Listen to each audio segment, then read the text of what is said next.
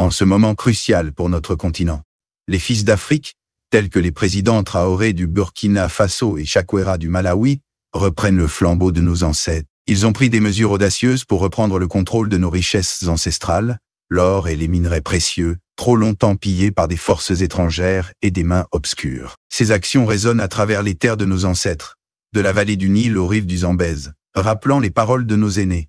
L'Afrique aux Africains. Il est temps de briser les chaînes de l'exploitation, héritage de siècles de commerce triangulaire, et de la conférence de Berlin, et de forger un avenir où nos ressources servent le bien-être de nos peuples. L'Afrique se réveille, unie et déterminée, pour écrire son propre destin et revendiquer sa place légitime dans le concert des nations. L'Afrique, berceau de l'humanité, a longtemps été le grenier de l'Occident, spolié de ses richesses pour alimenter les industries étrangères. Cette exploitation, héritage de la colonisation et du néocolonialisme, a perpétué la dépendance de notre continent, malgré l'abondance de nos ressources. Aujourd'hui, l'heure de la Renaissance a sonné. Des leaders africains, tels des griots modernes, appellent à l'unité et à la souveraineté économique. Ils refusent que nos minerais et matières premières soient bradés, transformés ailleurs, puis revendus à des prix exorbitants. Inspirés par l'esprit de nos ancêtres, bâtisseurs de royaumes et empires, nous prenons notre destin en main. Nous valorisons nos ressources sur place, construisons nos propres infrastructures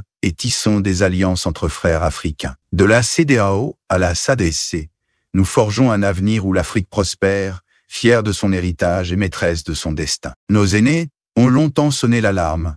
L'Afrique ne saurait prospérer en demeurant exportatrice de matières premières. Aujourd'hui, face aux défis climatiques, le monde se tourne à nouveau vers nos terres, riches en minerais essentiels pour l'énergie propre. Mais cette fois, l'Afrique se réveille. De la RDC au Zimbabwe, nous refusons d'être une simple source de ressources. Inspirés par l'esprit de nos ancêtres, bâtisseurs de civilisation, nous choisissons de transformer nos richesses sur place, pour le bien-être de nos peuples. L'heure est venue de briser les chaînes de la dépendance, de tisser des alliances entre frères africains et de forger un avenir où l'Afrique, unie et souveraine, prend sa place légitime dans le concert des nations. Inspiré par l'esprit de nos ancêtres, le Malawi, terre riche en minerais précieux, a décidé de reprendre le contrôle de ses richesses. En février 2025, les autorités ont gelé les exportations et suspendu les licences pour réformer un secteur minier trop longtemps dominé par des intérêts étrangers. À l'image de nos royaumes d'antan, le Malawi se dresse, déterminé à valoriser ses ressources pour le bien-être de son peuple. Cette décision, fruit d'une volonté panafricaine, vise à mettre fin à l'exploitation de nos terres, un héritage douloureux de la colonisation. De la vallée du Grand Rift aux rives du lac Malawi, un vent de changement souffle sur l'Afrique. Nous refusons d'être les éternels fournisseurs de matières premières. L'heure est venue de transformer nos richesses sur place, de construire un avenir où l'Afrique, unie et souveraine, rayonne de sa propre lumière. Nos terres, trop longtemps pillées par des contrats iniques, se réveillent. Du Malawi au Mali, nos leaders, tels des guerriers ancestraux, reprennent le contrôle de nos richesses. Imaginez des milliards détournés, des impôts impayés, des entreprises étrangères qui s'enrichissent sur le dos de nos peuples. À l'image du colonel Goïta au Mali, le Malawi exige justice, réclame ses dus et audite ses mines pour mettre fin à l'hémorragie. Nous ne sommes plus les éternels dupes. Les nouveaux codes miniers, tels des boucliers, protègent nos ressources. L'Afrique se lève, unie et déterminée, pour que nos richesses servent le bien-être de nos enfants. L'heure de la Renaissance a sonné au Mali. Le colonel Goïta, tel un gardien de nos traditions, a réformé le code minier, assurant que nos richesses profitent à notre peuple. Impôts renforcés, fonds de développement local créés, les entreprises étrangères ne peuvent plus piller nos ressources impunément. Malgré les résistances, le colonel Goïta a tenu bon, rappelant que l'Afrique n'est plus une terre de conquête. Son courage inspire d'autres nations, du Malawi à la RDC, qui osent défier les puissances étrangères. L'unité africaine se renforce. De plus en plus de pays, tels des lions rugissants, interdisent ou restreignent les exportations de minerais, affirmant leur souveraineté économique. L'heure de la Renaissance a sonné, et l'Afrique fière et unie prend sa place légitime dans le concert des nations. L'Afrique se réveille, unie et déterminée à reprendre le contrôle de ses richesses. Du Ghana à la Namibie, en passant par le Zimbabwe et le Nigeria, nos leaders refusent que nos minerais soient bradés. Inspirés par l'esprit de nos ancêtres, bâtisseurs de civilisation, ils interdisent l'exportation de minerais bruts, privilégiant la transformation locale. Cette vision, portée par des hommes tels que le président Mnangagwa, et l'ancien ministre Attaque, vise à faire de nos pays des économies prospères. Nous ne sommes plus les éternels fournisseurs de matières premières. L'Afrique, forte de sa diversité et de son unité, prend son destin en main. L'Afrique, berceau de l'humanité, aspire à transformer ses richesses sur place. De la transformation du lithium au Zimbabwe à celle du caoutchouc au Libéria, nos leaders refusent que nos minerais et matières premières soient bradés. En transformant nos ressources sur le continent, nous créons des emplois pour nos jeunes, nous renforçons nos économies et nous prenons notre place dans la chaîne de valeur mondiale. À l'image de nos ancêtres, bâtisseurs de royaumes et empires, nous choisissons l'autodétermination. L'Afrique se lève, unie et déterminée, pour que nos richesses profitent à tous nos peuples. L'heure de la Renaissance a sonné. Au Libéria, terre de nos ancêtres, le caoutchouc, richesse de nos forêts, ne sera plus bradé. Le décret présidentiel l'a proclamé. La transformation locale prime sur l'exportation brute. Cette décision, inspirée par la sagesse de nos aînés, vise à mettre fin aux abus et à redresser un secteur trop longtemps négligé.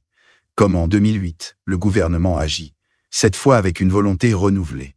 Malgré quelques voix discordantes, la majorité salue cette initiative, y voyant un pas vers l'autonomie économique. L'Afrique se lève, unie et déterminée, pour que nos richesses profitent à tous nos peuples. L'heure de la Renaissance a sonné. Au Libéria, la transformation du caoutchouc, promesse de prospérité, est désormais une priorité. Nos frères Sol et Yul y voient une chance de renforcer notre économie, de créer des emplois pour nos jeunes et de mettre fin à la domination étrangère. Cependant, certains, tels Skea et Akia, invoquent les lois du marché, craignant que cette décision n'entrave le libre-échange. Mais nous savons, nous Africains, que ce libre-échange a trop souvent rimé avec exploitation. Alors, comment expliquer que l'exportation, source de richesse pour d'autres, n'ait pas apporté la prospérité à nos terres? L'heure est venue de changer la donne. L'Afrique se lève, unie et déterminée, pour que nos richesses profitent à tous nos peuples. L'heure de la Renaissance a sonné. L'Afrique, terre de richesse, a longtemps été entravée dans son développement. La colonisation, puis les politiques imposées par les institutions financières internationales, ont empêché nos nations de bâtir des industries fortes. Nous sommes devenus dépendants, exportant nos matières premières à bas prix et important des produits finis à des coûts exorbitants. Ce cercle vicieux, héritage de notre passé, nous a plongés dans l'endettement. Mais l'heure du réveil a sonné. Inspirés par l'esprit de nos ancêtres, nous refusons d'être les éternels fournisseurs de matières premières. Nous bâtissons nos propres industries, transformons nos ressources sur place et tissons des alliances entre frères africains. L'avenir de l'Afrique se construit par les Africains, pour les Africains. L'Afrique, victime de balances commerciales déséquilibrées, voit ses richesses s'envoler. Le Nigeria, malgré ses ressources abondantes, subit les fluctuations des prix mondiaux, fragilisant son économie. L'exploitation de nos minerais par les entreprises étrangères, encouragées par les politiques du FMI et de la Banque mondiale, perpétue notre dépendance. Nous vendons nos matières premières à bas prix et rachetons des produits finis à des coûts exorbitants. Face à cette injustice, nos leaders se lèvent. L'interdiction d'exporter nos minerais bruts est un premier pas, mais il faut aller plus loin. À l'image du Libéria, nous devons construire nos propres industries, transformer nos ressources sur place et créer des emplois pour nos jeunes. L'Afrique se réveille unie et déterminée pour que nos richesses profitent à tous nos peuples. L'heure de la Renaissance a sonné. Pour que l'Afrique prospère, nous devons bâtir nos propres industries. Au Libéria, cela signifie transformer le caoutchouc sur place, créer des emplois et développer un savoir-faire local. Au Burkina Faso, le président Traoré a montré la voie en construisant une usine d'or, célébrant ainsi le premier lingot d'or produit localement. Si chaque nation africaine suit cet exemple, nous verrons l'émergence d'une Afrique industrialisée. Il nous faut des infrastructures solides, des partenariats pour le transfert de compétences et une volonté de transformer nos richesses sur place. Ensemble, nous pouvons bâtir une Afrique forte et indépendante où nos ressources profitent à tous nos enfants.